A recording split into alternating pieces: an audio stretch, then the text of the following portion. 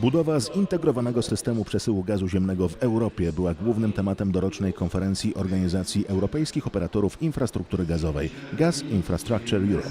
Zdaniem Günthera Oettingera, unijnego komisarza do spraw energii, stworzenie w Europie Środkowej korytarza północ-południe transportującego gaz między krajami regionu potrwa od 5 do 8 lat. Rozwijamy nasz system infrastruktury gazowej w najlepszy sposób. Potrzebujemy trochę czasu, potrzebujemy pieniędzy, ale mamy przejrzystą strategię.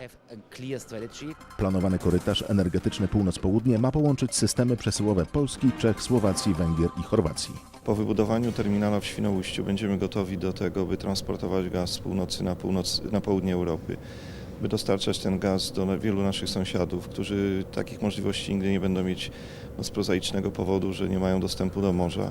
Korytarz będzie zasilany gazem z 2 terminali LNG w Świnoujściu i na chorwackiej wyspie Krk.